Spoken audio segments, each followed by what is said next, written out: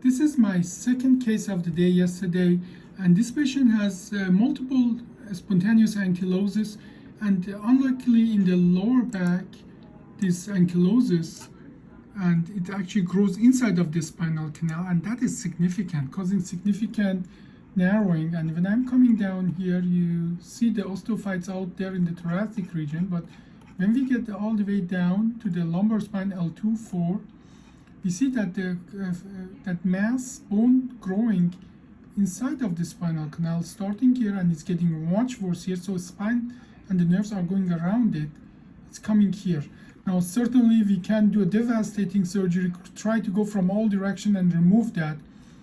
But as well, the easier way is to just take the back of the bone off. But with the bone continuously growing, and if you look carefully, there are some weak spots here that if this continues to grow, this is not going to be enough. Look at your bone as well, the bone as well trying to grow over it. So we decided, and here you see that that fusion mass is not complete. It's a gap there. So this will continue to grow internally if we don't stop the process. And so we have to stop the motion here.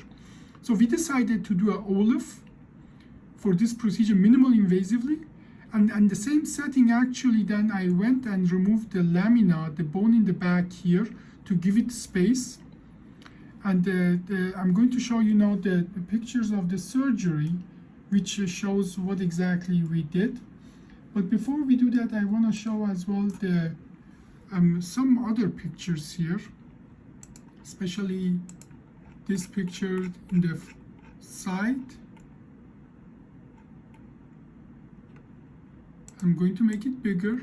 Look at the bone that trying to grow by itself around that, but it's just not successful, and that increases the bone growth in wrong places. Now, these are the films from yesterday. We did a OLLIF for 2 to 4.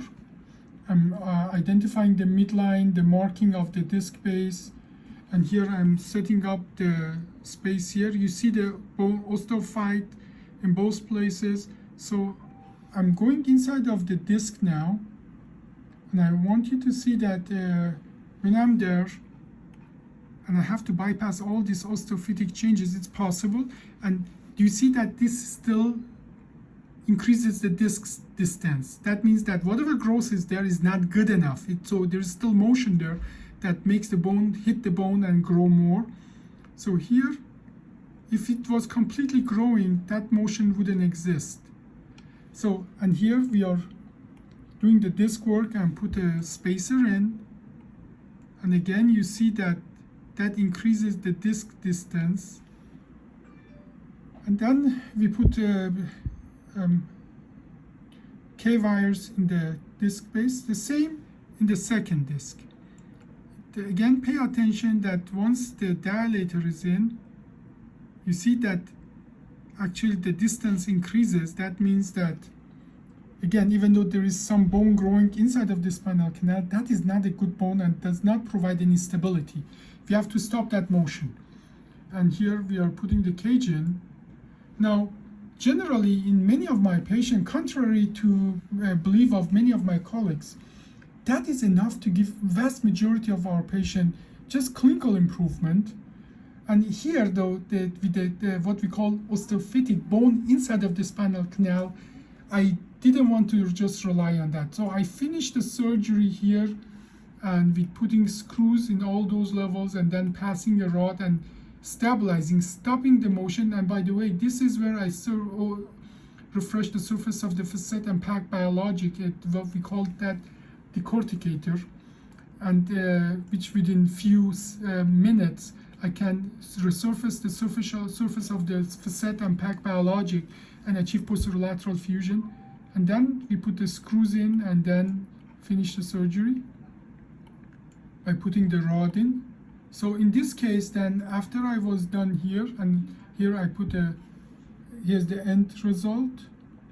Now, after that, actually I went and opened up the lamina in the same region, and did a very small mini opening, and actually opened up all the way from here.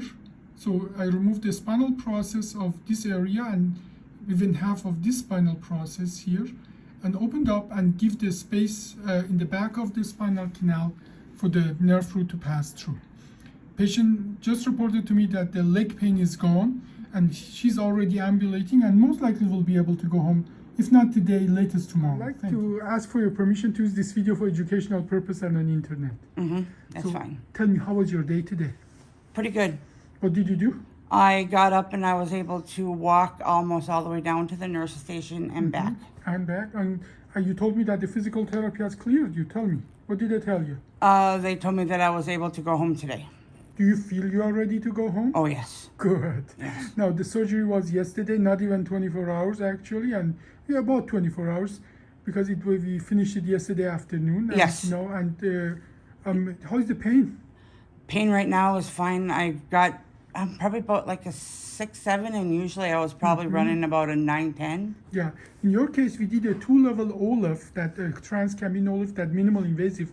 But in your case, because part of the bone was growing into your spinal canal, actually I opened it up and did a mini, what we call laminectomy. So your surgery was, even a little of it was open. But most of the surgery was done minimal invasively. And it seems that you're just less than a day later, you're ready to go home. Okay. How did walking go? Do you feel steady on your feet? Oh, yes. No problem? Yes. So you feel you're ready to go home? Much so, yes. Okay, very good. Thank you so much. You're welcome.